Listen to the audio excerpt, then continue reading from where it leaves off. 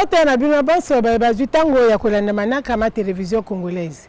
O manaka ma télévision congolaise tozali na émission ebiangemi mégawatt. Kasi na mokolo lelo tokolobela na mambi mabale matali likambolia délestage pe likambolia branchement pirate et nungu ezali makasi penza kati ya bakilia pe basali bonso ba EDC. Moto yambo tokosola na ye ezali directeur ya distribution ya compagnie EDC okombo ya Jules Saturnin Souka yende azali koyebisa biso lolenge kani délestage ebandaki kati ya ngumba mokonzi Brazzaville pe Pointe-Noire. Après 98 to banda ba délestage parce que il y avait insuffisance dans l'équipement de production déjà. Ba délestage yango ekosalemaka ndenge nini? Ba délestage yango ezali mibale. Ya ba délestage ya source et délestage de la distribution. La distribution, on a un délestage mingi. Du, il y a surcharge avec l'équipement d'habitation. Au lieu de bébé, ça va transfo. Le quartier, ça a molli complètement. On est obligé de réduire le transit sur ces équipements-là. C'est pour ça que dans le Cababino, le Djundambo, le but, mon source, le Djundambo. Le gouvernement a sali le tout, production et mati. Et continue comme matin. Parce que là, la troisième turbine à gaz, il y a on a tout ça, définitivement, il y a insuffisance de production. Le tiré que Kokumba Makandenge ni ko banda Pointe-Noire pour ekoma na Brazzaville. Le transit entre Pointe-Noire et Brazzaville, il y en a un boulot. AFD a renforcé la liaison de transit entre Pointe-Noire et Brazzaville. Mais entre Pointe-Noire et Dima, et que vous allez entre Bouansa et Mindouli. Pour améliorer le transit quantité, il y a courant et les canaux mingi. Il y a canaux Brazzaville. AFD et l'Ingi Kolobanini. AFD, ils allaient Agence française de développement. Bango, basalaka na ba secteur tout. Mais secteur il y a biso, on a le bango parce que ils allaient secteur où il est concerné biso. Il y a côté courant. Nini ba kosala kana compagnie na bino ya EDC. AFD ba y na financement na bango. Bango ba du côté il y a capacité de transit. Côté il y a très haute tension. Donc côté il y a transformateur dans mon kamba. Bati ba transformateur na côté il y a Mbonu. Côté il y a Tchelampo ba côté il y a transformateur moko. Parce que bateau faut voir que bateau il y a Kinsundi na l'heure à 18h va constater que souvent ba délesté que bango parce que transformateur paye et comme la saturation. C'est pour cela d'ici 6-7 mois ma camarade négocie la parce que tu retiens transformateur beaucoup côté pour nous na côté ya Tchelampo. Bongo perdu et ça la canine. Projet électricité et au développement urbain. Banda Moussala na bango depuis l'année passée. Ba poser biso ba fidèle, ba départ parce que biso taki na ba liaison où il les canasser à Mabélé, les liaisons souterraines. Il y a que saturé. À tout moment, toi qui n'as pas de délestage, de coupure, mais parfois tu as pas panne. On va poser biso na Brazzaville là 7 liaisons. 2 liaisons va poser depuis Djiri et décongestionner va partir tout ya Wenze wana. Donc partir à Wenze va câble et dit kamingi il y a moyenne de tension. Va poser 5 liaisons depuis Tchelampo. Wana Mosala le Pudu à Banda Kosala. Awa ba kompotonga ba poste ba remarquer na ba quartier mususu ba poste ko tongama. Ba komo même ba poteau ba ko placer ba poteau na ba quartier wana parce que ba kosala poste de transformation ba kosala ba réseau. Ba problème nini ezali na bino? Ba problème to nango ba problème ya ba poste. Ba poste comment saturé. Le phénomène à forfait est saturé sur le poste pratiquement à 50%. Les clients ont forfait, mais entre-temps, il y a des listages. Ce que tu ici, ma cambé à forfait. les clients vont facturer à juste consommation. Je crois qu'on va réduire aussi une partie de délestage. La deuxième cause de délestage, c'est la raison comment il y a Kala. Tant que botiaka ba poto ya courant ya banzete ezali na moi durée topé ba poto wana bana durée de vie de 20 ans. Après 20 ans normalement il faut remplacer tous les poteaux. La durée de vie on va me pousser par rapport au poteau béton, par rapport au poteau métallique. Mokolani bokosu ki ça va délestage ezala na Brazzaville pe Pointe-Noire. Délai est évité, mais il faut tout le bac que mon salaire est salami mingi. Il faut dire que la ville n'a pas Kolambango. Il y a 10 ans, les quartiers périphériques de Brazzaville, mais le quartier est Kolambango. Donc, biso, il faut tout là dans le rythme. Il y a le quartier. Et puis, comme la population, il y a un modèle qui est biso courant. Il y a biso courant mingi. Mobego ya kopesa bitumbo na bato bayibelaka bino courant ezalisa mina na compagnie na bino na eza na mobeko te et ko interdire ko yiba courant d'abord mboka mosusu tel que en Côte d'Ivoire ba ti mobeko ce que motayibi courant ya condamnable motayibi courant il faut ko tabolo comme mais biso wa to ko sala ba proposition mais biso moko faut d'abord na côté biso moko to bongisa makam. Ce que tout ce moment-là, tout ça, la proposition de loi au niveau du gouvernement que désormais, que biso, tout ça, les macasse à tel endroit, de poser un compteur dans le client, forfait ici, réseau, tout bon ici, et comme il y a bien, maintenant, tout ça, les propositions du gouvernement que bon, désormais, le gouvernement faut accompagner biso, ce que motaïbi courant, il faut accompagner. Bamiyi bia courant ezali banani. Il y a des pilons à côté. Pour le moment, il y a des côté de Bissot. Tout nous avons des makati parce que jusque là, votre tout aussi mbaka côté de Bissot, il y a des gens de Bissot. Et former bango banani. Bissot a accompagné mon aîné. NCO a formé, ET2 a formé, EGEC a formé, tous les travailleurs wana, salaka kaka autour de EDC. Maintenant, bamisali wana ce que ba koti pour une activité donnée, ba tika la kawa. Même ce que activité wana ici. Bo bengana ka bango tango bino bo simba ba to ba yibela ka bino courant. Biso na côte na biso to bengana bango. Mais bango comme ba yibe mosala courant. Na ndenge na bango, ni bango ba construire ba poste, ni bango ba sel les réseaux. Mais na ndenge na bango naba posa ko zambongo naba crise naba nzala ba intervenir de temps en temps na réseau le biso Mokambi misana mombongo ya compagnie EDC na kombo ya Syriac Abdon Mosongo Mozanga yende azali pe kolimbola biso likambo ya délestage tozali kolendisa likambo ya délestage pamba te ezali likambo ezali kosala nungu makasi penza kati ya bakilia pe basali ba EDC na yango tokolanda ndimbola na ye to yebi que ba client mingi bazali ko se plaindre que bazali ko zwa courant na la muté délestage ezali mingi bazali na raison parce que ezali équation moko ezali monene a poste ya transformation na biso mingi na kati ya ba ville ezali surchargé et comme ezali ba équipement oyo basomba kango na zandoté l'ero to sentir que température ya équipement et comme komata ebele tozali content to délester to longola moi ba départ misusu et permettre que équipement et respirer moi moké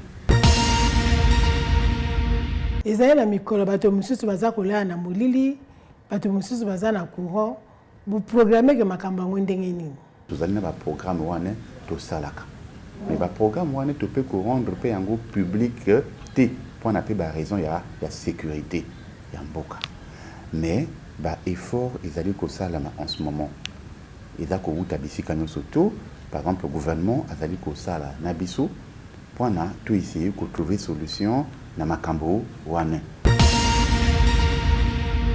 nini bozali kosala o ndembe tozali Poste en ce moment ils allaient en plein construction poste yasika ils allaient poste ils allaient en cours ya réhabilitation nous surtout ils allaient action tous allaient kosala pour na ko soulager poste ils allaient surchargé et puis ko soulager mingi population pour la qualité et à courant ils allaient malamu mosusu nini lisusu boza kosala.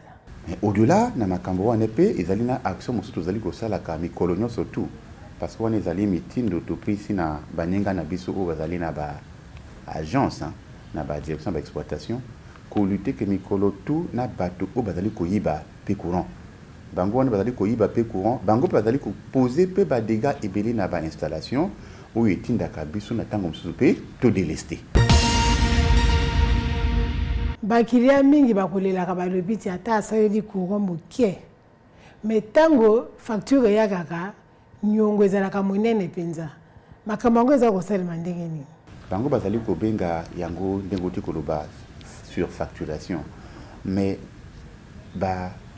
prix ya koteka courant na mboka na biso ezali régi ezali na loi ou arrêté ou ezali ko fixer yango. Et arrêté wane ezwama depuis 1994. Et lingoro ba que tarif ya électricité na mboka na biso depuis 94 ti lelo oyo échangeaté. Ezali kaka ba même tarif. Par contre ezana moi likambo moko biso to sali pe constat. Ezali pa na baninga na biso ba client na biso o bazali na forfait. Bango wane bazali na moi makambo pona nini pona que na ba phénomène il y a des laissages au bouti koloba les musubango bavanda kamikolo mibali mikolo ibili zomi na mitano les musubazali na couronté malheureusement la fin du mois l'air kokoma et comme facture na biso la chaque 2 mois akoyamba kaka même facture yango ane bezo sala moi incompréhension au moins na client koloba kinga na consommé kaka 3 jours pendant les 2 mois. Mais pour l'année, il y a une facture, il y a tel montant. Donc, problème, il y a forfait, ils allaient dire qu'on monnaie. Tout le monde que les clients vont aller coller la mingi, pour le fait que les compteurs de Bango, ils allaient mal relevé. Bazaline a raison. Puis, direction générale, tout le monde qui a un séminaire moko, où il y a formé des releveurs nabiso. Tout le monde équipement, où tu allais bengango na le poteau.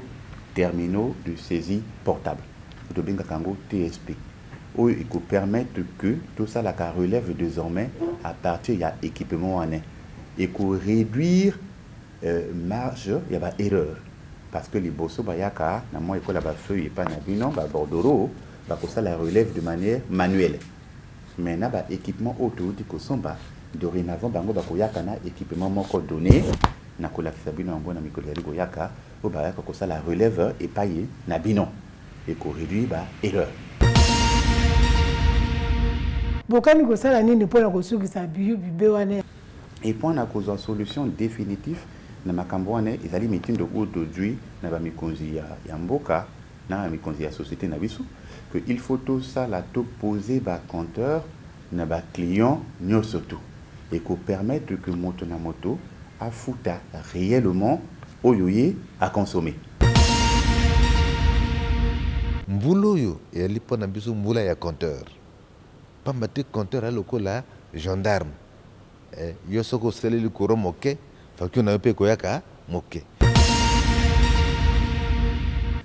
Si yo ozali na compteur et pas na yo que au bout il y a 8 mois chaque 2 mois au bout il y a 8 mois ozali koyamba kaka même facture.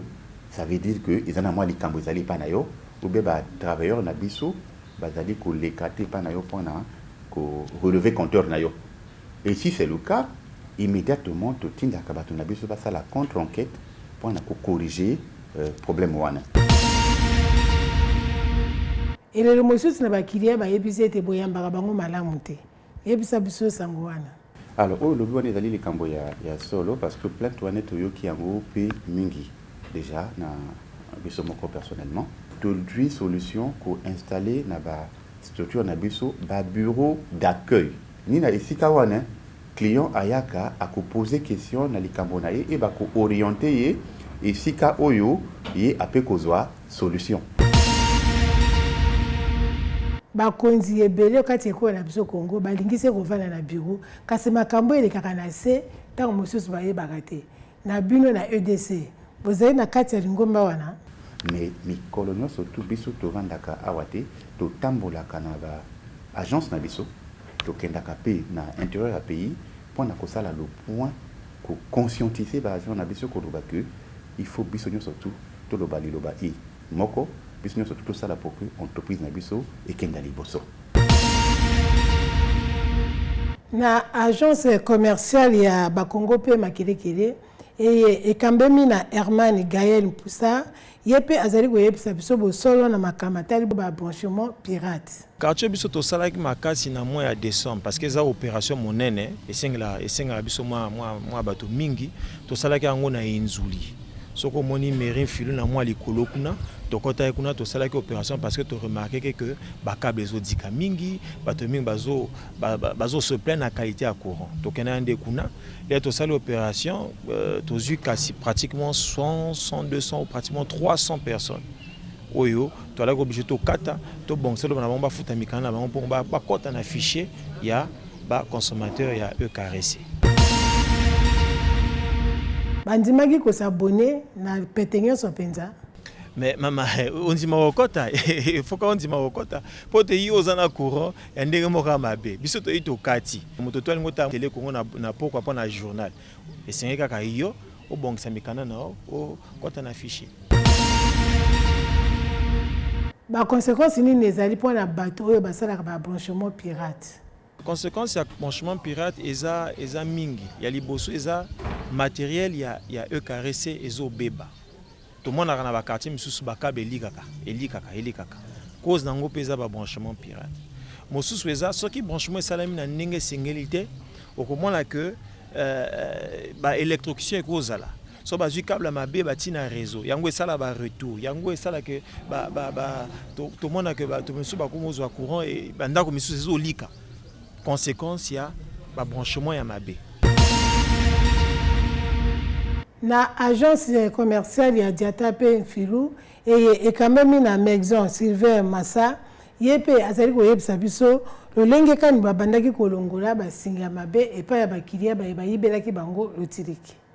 Mon condinavation asalaki ba spot alegisaki ba message que na mbulo tokomo yaka oya na mikanda te oya ti basinga na ndenga mabe ayaka ko régulariser basali bango ba forfait.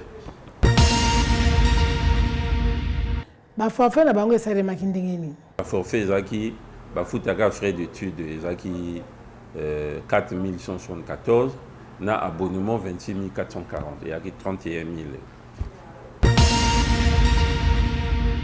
Na tango bino bolongolaka basinga mabe bozongaka liso kokenda kotala soki bazongisi to te. Tokomaki kokendeka kotala soki asalaki na singa mabe tolobi ne singa oyo ya bien te parce que basinga o bango batiaka wana bayeba te mosusu ezo bebisa réseau baninga bato ya courant bien te. Et ba misusu bayokaki bayakaki ngumo ezaki bayakaki mingi mais boyo balingaka na bango te ni wana tokomo kende toza kolongola bango ba câble wana wana baya kofuta. Ezali na bato misusu basungaka bino pona kofunda bangolima ya courant. Liboso bako kobomba mais bamoni bako mona pasi ba chef de quartier ba topé ya quartier ba komi ko ya ko signaler et depuis que ba komo signaler et comment permettre bango ba se soulager ba komo doit courant malamu ba zone ya ki difficile o ya ki yoka kunaka bouger sikoyo ba komi ko mona bien na butu bana bako tanga. Bakable boni bolongoli. L'opération de Banagi to Longola est pratiquement près de 900 cadres. Et belé. Ba monsieur je peux ba ko futa to jongsi bango to tindi ba technicien ba ke ko jongsa bango ba branchement na bango. Donc ba futi mikanda ni. Boyambi ba boni belé. Ba to ba futi belé pananga parce que na likolo kuna mingi bazaki na mikanda te na sadelmi kokende tiela mpo kuna bazaki ata na mikanda te ozali na esengo na ndenge mosala eza kosalema na kanisi esengo epai na ngai ekomi pase namoni bakomi soki badui facture bakomi oya kofuta basali so makelele te mais balemba te parce que bato nani bali bazocontinue e mosala to ezalaka na moto ayokela yango bango batia basingaka kilikili yango moto ezoabime baposte na likolo kuna mingi après balobi ke biso tolingi kosoccupe na bango te awa tokomi na agence ya tala ngai ekambemi na Alain Christian Batela ye nde azali koyebisa biso lolenge kani mikumba mizalisami na etando na ye zone na ngai ebandi omoni pont ya mikalu pont ya mikalu okolonga pont ya mikalu okete ngama koso manyanga anet donc tala ngai mikalu tu eza na mokumba nanga mpona likambo ya koro babranchement pirate eza likambo ya kala bato bamesana basala babranchement na bango sonke bayaka epai na biso donc wana eza likambo moko ezotungisa biso ezomonisa biso pasi chaque jour ntango bajo bazokende terrain bazodécouvrir babranchement bazolokola basinga e basinga bazomema awa na ntango bolongolaka bakable bakilia bazongisaka te omoni mama bakable oyo evandi na biebie nanga kuna eza ebele me bato baza na habitude moko soki balongoli singa lelo une semaine après basombi mosusu basinstalle lisusu mais toza na chance toza na commissaire ya Kibeliba azo ede biso toza na maire privé ndeke azo ede biso na likambo wana ya babranchement pirate na kotalaka lolenge moyibi ya kuro ezali kosalema ntango na ntango bokani kosala nini société na biso a lancé opération na mois de mai balobi boy client afutaka à frais d'études na abonnement et ça là 31 250 maintenant tant que tu lances opération na ba client est belé bayi près de 4 225 clients bayi ko ça là ba mikanda na bango bon moni non sans opération donc 4 000 wana e vendika libanda 4 000 wana e vendika libanda mais tant que ba lancer opération bayi na quartier ya Mpila bobengi yango zone rouge bato mingi bazali kokende kosala misala ndenge na ndenge kuna na tina ete bayebete kuna bafutaka kongo te nini bokani kosala likambo ya zone rouge wana eza vrai likambo moko monene e bato ebele bafuta courant te parce que badwi makama badwi problème na ntango ya événement elekaki na mboka na biso mais bacommerçant bato basala baactivité bakomi koprofite bakomi koinstalle kuna donc baboulangerie bapressing bamenuiserie bazokende kuna parce que bayebi kuna kofacture te ni wana tozosenga na bapropriétaire ya lopango soki lopango afuta te mais activité afuta donc wana likambo vraiment totala yango ensemble nini okoyebisa na bato bazali kokima koya kofuta courant epai na bino to mpe koya kosabone courant eza luxe te courant eza nécessité mais baclient baprotéger société parce que société eza ya biso tout courant eza ya biso tout donc oyo aza na likambo quel que soit likambo aza nango oyo likambo anyongo azokoka kofuta te ate kosala branchement azokoka te ate asalaka branchement pirate alingi bafavoriser ayaka to yoka ye to zwa solution na likambo tout oyo client aya kopose to kozwa solution facture soki eyi bakamba koswana te oyo kofuta soki ona mwa mbongo ebele te yaka kopesa avance tondimaka baavance wana facture ya 15 000 ata wana 2 000 oyi opi tondimi avance na yo mikolo mosusu eleki oyo na 5 000 oyi opesi tondimi avance na yo biso toboyaka mbongo te mpona kosukisa bosengo mpe baete lisanga ezala basali ba EDC mpe bakilia tozala bomoko na nsima ya tata mokonzi ekolo Denis Sassou Nguesso mpona kotangola biyu bibebi bizali kobebisa ekolo na biso Kongo na makambo ndenge na ndenge mokambi ekolo Denis Sassou Nguesso azali kobunda makasi penza mpona kotangola makambo so mabe kati ya administration soki lelo tobomi EDC lobi tokoloba te ezali foti ya tata mokonzi ekolo Denis Sassou Nguesso pe gouvernement na ye kasi tozali kobosa na ye te mbeba makambo nyonso ezali kowuta okati ya basali ba EDC pe kobosa na te bakilia bango moko botikala malamu.